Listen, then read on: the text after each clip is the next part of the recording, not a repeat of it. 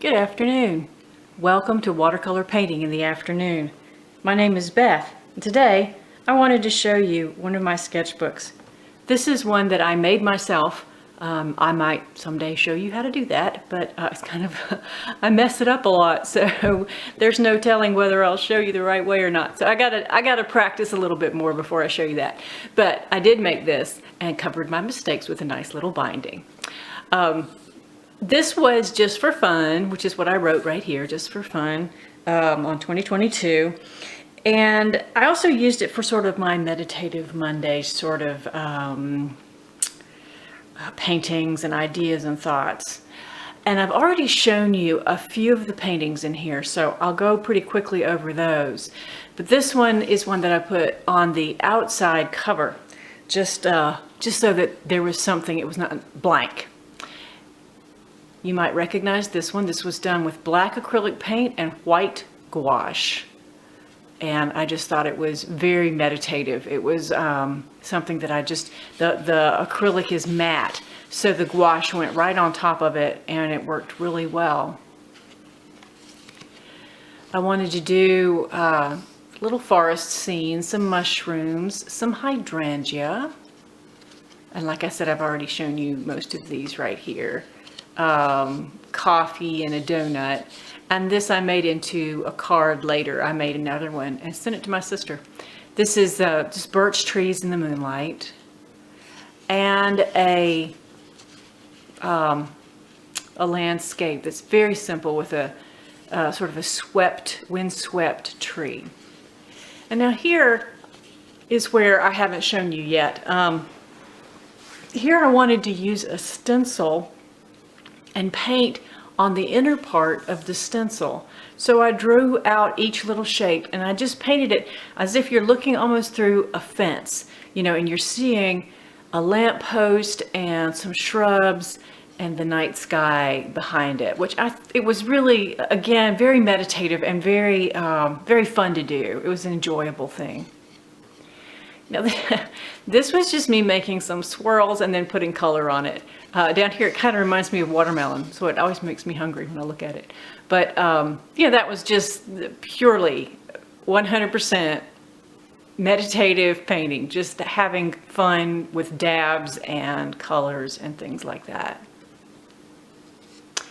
This was actually inspired off of a pillow in my den. I don't know who the original artist was, and I didn't copy it exactly, but it's the same style as this pillow that's in my den, and it's really pretty cute. I was doing some florals. I tried not to do too many florals in this particular sketchbook. I wanted to do other things, but I did manage to get a few of them in. This I was just doing an open flower, an opening flower, and an almost spent flower. And of course, just a couple of pumpkins because it's fall, and that's the way we do fall. Here, I was just doing a sunset over water, and then some wonderful ducks and geese, or whatever you want to call them, flying over a golden sun. And golden, literally, I used gold paint, metallic paint. And here, just a bluebird on on a little flower, and some carrots.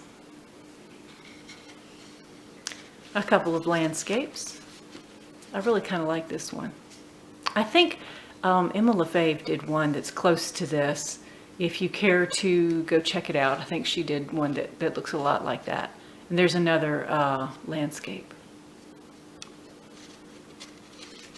And this is my little cat, Duke. He's lovesick, so he's got a flower in his mouth.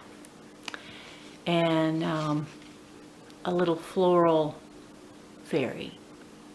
I've seen those all over Pinterest. I don't know what they are really. And another little pumpkin with my cat Duke in it. Duke with his silliness. And another black background. Again, this is the same matte black acrylic. And I just loved the effect that it had on the paper. You can kind of see through the paint. And this is gouache, so it shouldn't be so transparent, and yet it is. You can kind of see through the paint to the black finish underneath, and it makes this really cool effect that I liked. Here's one that I think I did a tutorial on. And then this is a bottle of perfume. I also subscribe to a writing prompt list, and this one was to write about a smell that was familiar to you. Well, my mother wore White Shoulders perfume. I'm reading to you around here. Only when she dressed up nice, though. And oh my, she was lovely when she got all dressed up. That's the truth. White Shoulders. This was inspired by Ellen Crimi Trent. If you have not watched Ellen's videos, get yourself over there and watch them, because she is really good and she'll talk you through every single step. This was tree practice. I did, and I think I'm about to come out with a tutorial, not a tutorial, excuse me, a demo on this kind of thing. I wanted to practice putting the shadows inside the tree and doing it also with an autumn tree with yellow. And then I decided to try to do an entire forest and see how that would work out. And I think it worked out pretty well. And that is the whole sketchbook, my whole little handmade sketchbook. This is my little bumblebee on the back.